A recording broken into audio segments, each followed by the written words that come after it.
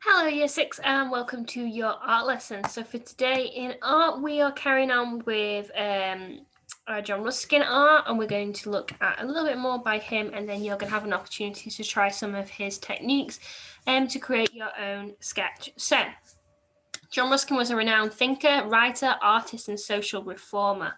He founded the Guild of St George in 1871 to help make the world a better place to live in. Ruskin's main connection with Sheffield is the Ruskin Collection at the Millennium Gallery, which is owned and supported by the Guild of St George and cared for and displayed by Museum Sheffield. In 1875, Ruskin chose Walkley as the neighbourhood for the St George's Museum to house a remarkable collection of paintings, drawings and architectural cases, books and minerals. Its purpose was to educate and inspire the metalworkers of Sheffield. From 1890 to 1955, the collection was displayed at the Ruskin Museum at Meersbrook Park, and then at the Ruskin Gallery on Norfolk Street throughout the 1980s and 1990s. Ruskin also purchased St George's Farm in Totley in the late 1800s to help to set up a utopian communal land project for the works of Sheffield. So Ruskin was quite influential in the area. He was an art critic, he was a writer, he was an artist himself. So he used to write books on other people's art, and he would critique them and say what was good and what was good about certain artworks, what perhaps was less good. He also wrote several books about sort of his musings and thinkings of like sort of society and people. And one of the big things he wanted to do is he wanted to educate the metal workers of Sheffield. He felt like they didn't receive the education they deserved, and he wanted them to have sort of an education in the arts, in art and writing and things like that, and which is why he set up the St George's Museum for those people involved in metalwork in Sheffield.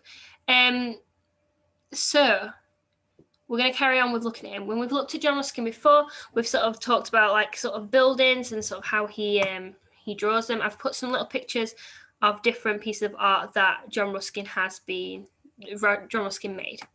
So this first one here, you can see that there is a sketch of a building. It's of the corner of a building. Now what you can see here is that he has focused on this top bit here, which looks like a little bit of a balcony. And you can see he's really focusing, putting the detail around this part here. He's then got the arches in the buildings, and you'll see that a lot of John Ruskin's artwork focused on the arches in buildings, and he also quite enjoyed drawing columns here. So he was very into, John Ruskin, the sort of how pretty man-made things could be. So he liked to focus on sort of the symmetry between sort of man-made buildings and also nature, and that was sort of his area of interest, and he did really focus on buildings. A lot of his buildings are sketched, but he was known for using watercolor. So this one here looks like perhaps part of it was perhaps watercolor, but you'll see that there's not lots of different colors in there. It's very much one color, and what he really focuses on is getting the detail of the buildings into his artwork. So let's have a look at a different one. So here again, you'll notice there's a similarity between this one and the last one. Again, it's a building, and we're focusing again on columns and arches. What John Ruskin was very sort of famous for doing is he'd focus on one part of the building, and you can see that here quite a lot. He's focused on this part of the building, and then up here, there's not much detail. There's no detail up at the top here or at the bottom, and sort of he focuses it in the center of one little part that he finds interesting. Now, we can see from looking at his artwork that one of the things that John Ruskin found interesting was columns. He enjoyed drawing these columns here. You can see the amount of detail that he's put in these certain parts. This dome shape up here, again, he's put loads of detail into, and then these archways again. So you can see there's a similarity between this one and the last one. Another picture of a building, you can see this is part of, I think it's part of an inside of a building, perhaps a church. You can see, again, the focus on the archways and the columns between them. It's only a small little bit of a picture. He never drew an entire building. He just focused on the bits that were interesting to him, that he found quite pretty. And I think that's what makes these sketches quite beautiful, actually, is the fact that it's not an entire building, it's one small part of it, and he really focuses on getting the detail right. You can see here that he's used shading to sort of create the shadows in the background and here as well. So he's really focused on those sort of sketching techniques to be able to get this picture how he wanted it. And again, there's lots of detail below. But here, look, there's not much detail there, is there? If you compare that little bit to this bit, he only puts detail into certain parts of his picture. This is a really pretty one. Whenever we've done John Ruskin before, this is always the one that I've chosen to draw. I don't know why I like it so much. I wonder if it's, you can see it's of a big building here. This is one small bit. You can see that down here there is another archway. There's another part of the building down here, but he's evidently not interested in drawing that bit, so he hasn't done that part, and he's not done the bit above. What he's really focused on here is this balcony with these arches, and if you look through, that's what he always picks. So if you look at this first one, he's focusing on the balcony and the arches. This one again, we've got columns and arches. Columns and arches. And then again, on this one, we've got the same sort of idea. And this is a really nice arch as well, because it's not just a round arch like some of them. It's sort of like a church arch. It curves up like that, and it's comes to a point at the top. We've got a really beautiful balcony here that he's put a lot of effort into. And what he's really done here is we've not got a watercolour painting. We've got a sketch. And his sketch, he's used different sketching techniques to sort of build the shadows underneath here as well, and into these to make it sort of look 3D. So he's using sort of his sketching techniques here to make this picture look beautiful.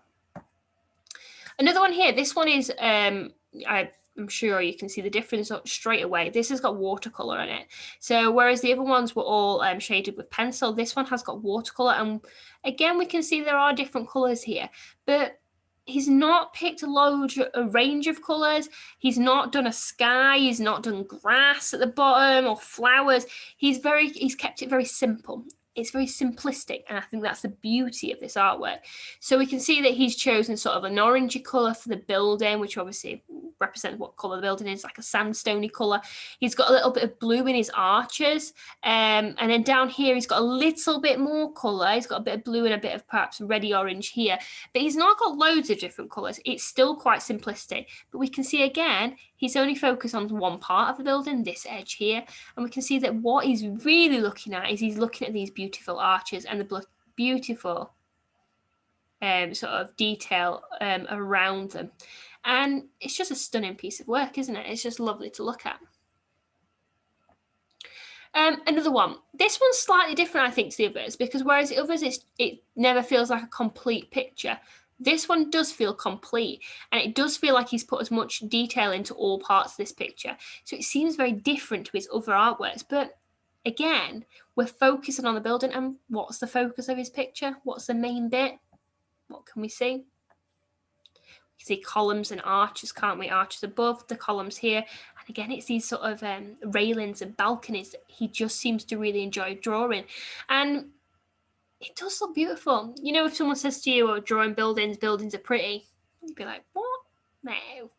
But it is, isn't it? He's managed to make this building look beautiful. Just the level of detail he's put into it.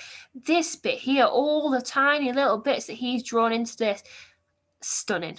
Absolutely stunning. And then again, if you look in the background up here, you've got this tall tower with all that beautiful detail on. It is just a very stunning picture. Simplistic again in terms of the colours. We're just using shading, and perhaps a little bit of watercolour has been done onto the painting, but it is mostly just shading. Really pretty. I really like this one. I think that's, do you know what? That might have knocked the other one as my favourite. I thought this one was my favourite, but actually that one is very stunning. Another one, now this is, I've picked this one because it's slightly different again. So you can see how his other ones are all very, very detailed, very sort of monotone in colour, whereas this one is slightly different. This one we have got a sky, and the reason why I picked it, the reason why I picked this one out is because the level of detail is very different. This one has far less detail in it than the others, The bits that do have detail are like up here, we've got this lamp that seems quite detailed. We've got some balconies here and some of the sides of the building. But the general bit of it in the background, very little detail. And it's interesting, isn't it? The difference for that picture to this one. It's incredible. It's almost like it's not the same artist. It just shows you that like John Ruskin had such a range of artwork that they didn't all just look the same. You know, obviously he went through different phases of his life where he perhaps preferred watercolors or preferred sketching. It's interesting just looking at the difference in his artwork. Actually, quite like this one. So, where are we up to? So John Ruskin. So he's got a website, The Elements of Drawing, which you're welcome to look at. If you just have a quick Google of that, you'll find it. And it's his teaching collection. So how he described how that he illustrates on how he paints. And what he said,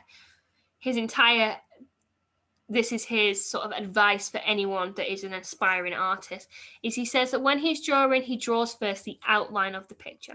The outline is the outside shape. So if you were drawing a building, it would be the outside part of the building, like the main bit. So he draws the outline and then he fills in the details accurately as possible. And this is the bit that he is very focused on. Now, for me, if you're drawing a picture, you might not draw put the entire thing detailed. You might just do what John Ruskin does and focus on one small part of it, get that bit really detailed, and then perhaps add less to the rest of it. Then he adds color. So color is the last thing. For him, the detail is the most important. The detail is what he would focus on, and then he would add the color at the end if he felt like that was necessary. So your task for today is really simple. This is a picture, a sketch that John Ruskin did. You can see that it's of a golden eagle. Your job is to have a go at drawing this. Now, he says that his rules are the first thing you do is you draw the outline. So if you're going to draw this picture on your piece of paper, and I'd make sure you've got a plain piece of paper, it's not crumpled, make sure it's nice and flat, okay, and that'll help you with your picture. The first thing you need to do is you need to do the outline of it. That means to go draw the outside shape of it. Really focus on getting the certain bits right. So you see here how it goes straight, but then it comes down a little bit before the beak. You want to make sure you've got that small detail in there because it'll make a difference.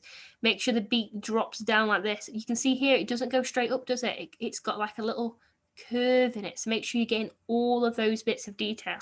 So the first thing you're going to do is you're going to go around and you're going to draw an outline of our golden eagle.